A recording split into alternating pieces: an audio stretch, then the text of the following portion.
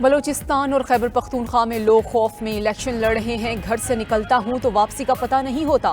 مولانا فضل الرحمان نے ایک بار پھر خدشات دہرا دیے۔ لاڑکانہ میں کارکنان سے خطاب میں بولے کہ ملک میں قانون کمزور، قانون شکن طاقتور ہے۔ انسانی حقوق پر ڈاکہ ڈالنے والوں کے کڑے احتساب کا مطالبہ کر دیا۔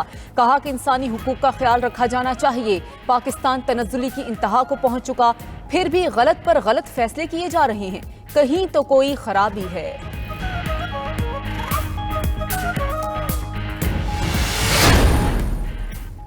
عام انتخابات میں 10 روز باقی، سیاسی جماعتوں کی انتخابی مہم عروج پر۔ مسلم لیگ نون نے آج سیالکوٹ میں پنڈال سجا لیا۔ سابق وزیر اعظم نواز شریف خطاب کریں گے۔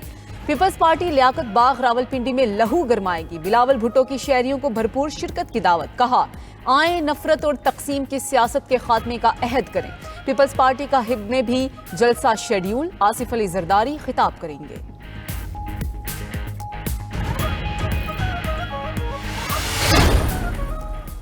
عام انتخابات کے قریب کراچی کا سیاسی پارہ ہائے۔ بلاول بھٹو ابراہیم حیدری کے امیدواروں سے ٹیلی فونی خطاب کریں گے۔ آصفہ بھٹو کھارا در، آرٹ چوک، گھاس منڈی چوک اور چیل چوک میں کارکنان کا لہو گرمائیں گی۔ باغ جناح میں جماعت اسلامی نے میدان سجا لیا۔ حافظ نعیم الرحمان خطاب کریں گے۔ ایم کیو ایم کا شاہ فیصل کالونی میں عوامی اجتماع کا پلان مکمل۔ تحریک انصاف 3 تلوار سے انتخابی ریلی نکالے گی۔ اگر بلاول بھٹو مقبول ہیں تو کراچی سے الیکشن کیوں نہیں لڑتے؟ امیر جماعت اسلامی کا سوال۔ میڈیا سے گفتگو میں تانا دیا کہ بلاول لیاری سے بھی الیکشن لڑنے کے قابل نہیں ہیں۔ حافظ نعیم الرحمان نے پیپلز پارٹی کو قبضہ مافیا بھی قرار دے دیا۔ بولے کہ پیپلز پارٹی نے قبضہ کر کے میئر کراچی بنایا۔ ساتھ ہی یہ بھی باور کرا دیا کہ اب کی بار عام انتخابات میں جماعت اسلامی سب سے بڑی جماعت بن کر سامنے آئے گی۔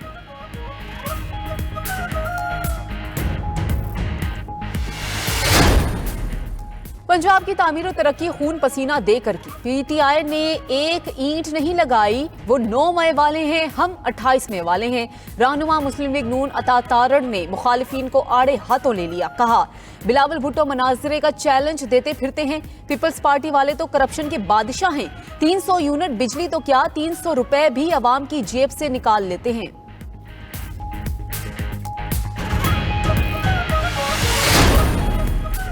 لاہور کے حلقہ این 117 میں عبدالعلیم خان کی مزید کامیابیاں۔ آزاد امیدوار میاں عظیم یاسین دستبردار۔ پی ٹی آئی رہنما جواد گجر کا بھی حمایت کا اعلان۔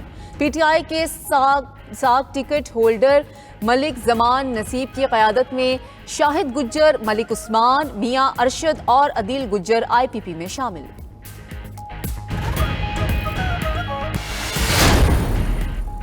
خیبر پختونخوا میں موسم سرما کی پہلی برف باری۔ گلیات، کالام، چترال، مالم جبہ، ناران، کاغان نے سفید چادر اوڑھ لی۔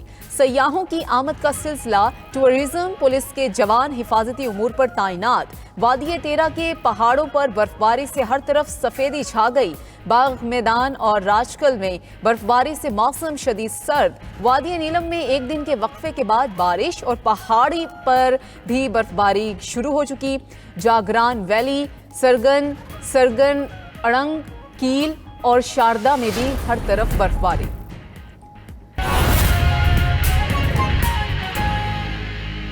امریکہ میں پی ٹی آئی کی پاکستان کے خلاف نیا محاذ کھولنے کی تیاری۔ انتخابات سبوتاژ کرنے، ریاستی اداروں پر منظم حملے، ملک بدنام کرنے کی منصوبہ بندی۔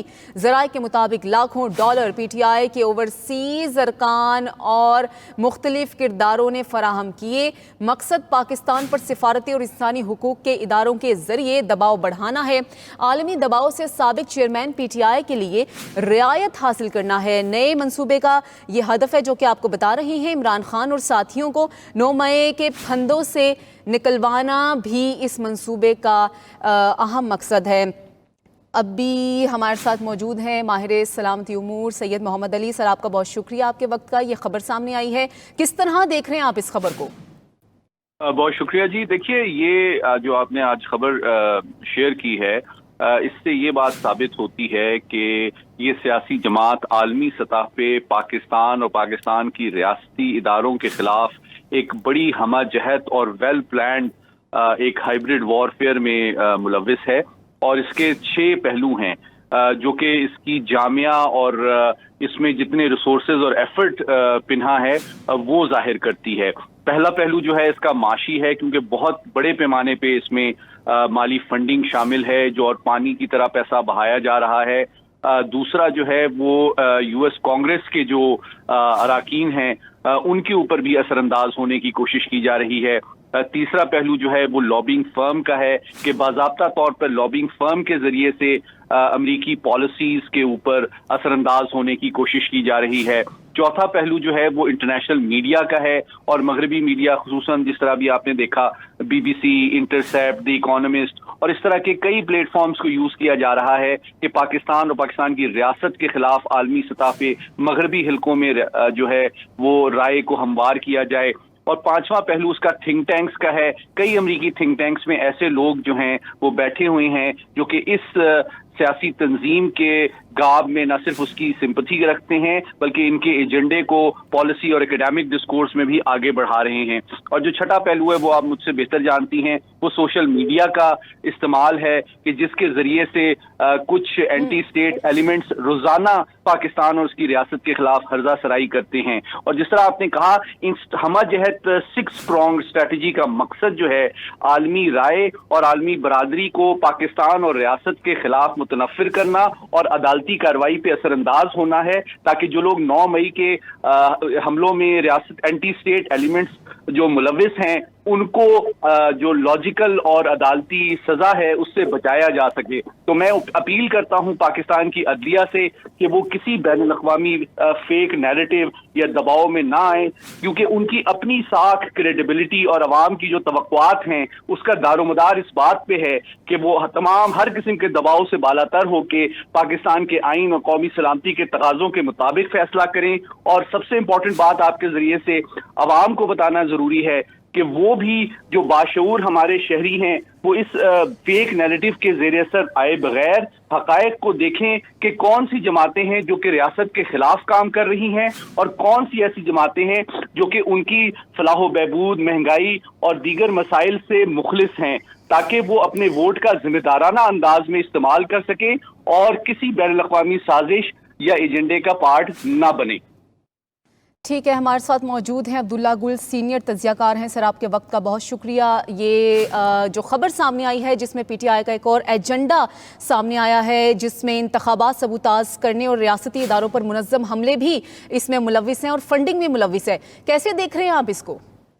बिस्मिल्लाहिर्रहमानिर्रहीम। ये कोई नई अनहोनी बात नहीं है, क्योंकि एक आदमी को हमने माजी में पहले भी देखा है। 9 मई के वाक़यात में अगर सजा हो जाती तो मेरे ख्याल में अभी ये सारे जो उठते हुए जो सर हैं ये कुचले जाते।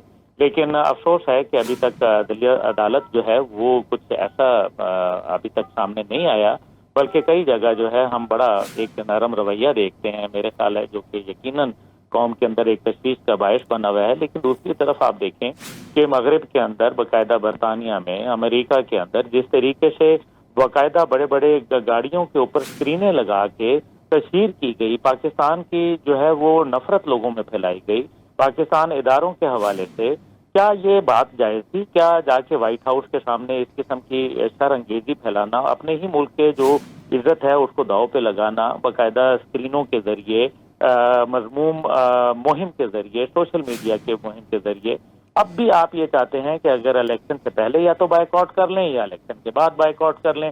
दोनों सूरतों में जो है वो इंतशार जो है वो कायम रहेगा, जो एक एजुटेशन की फजा है वो बरकरार रहेगी। यानी कि पाकिस्तान को किसी सूरत भी जो है वो सालमियत के सफर की जानिब जो है गामजन नहीं होने देना। जहाँ पाकिस्तान में मौजूदा इंटरम हुकूमत ने जिस तरीके से मेरे ख्याल में किरदार अदा किया, जहाँ तकरीबन 50 रुपए से ज्यादा डॉलर जो है वो नीचे आया, इसी तरीके से फ्यूल जो है वो तकरीबन 160 रुपए से ज्यादा नीचे आया, और इसी तरीके से दीगर मामलात हुए। लेकिन हमने ये देखा कि ये सारे जो मामलात हैं इसको किसी सूरत जो इस्तेहकाम है, SIFT का क़याम है, ग्रीन इनिशिएटिव है, इन तमाम को सैबोटाज किया जा रहा है। कोशिश ये की जा रही है कि कहीं अगर पाकिस्तान तरक्की की राह पर गामजन हुआ तो उसके नतीजे के अंदर जो पाकिस्तान में कोई अमन पैदा होता है, इलेक्शन के बाद होता है या इलेक्शन से पहले होता है, शरअंगेजी के अंदर जो है कमी आती है, तो फिर इसका मतलब है कि कुछ लोगों को ये बिल्कुल पसंद नहीं आ रहा, जिसकी बुनियाद के ऊपर वो मगरिब की गोद में बैठ के जो है मगरिब के सहारा लेके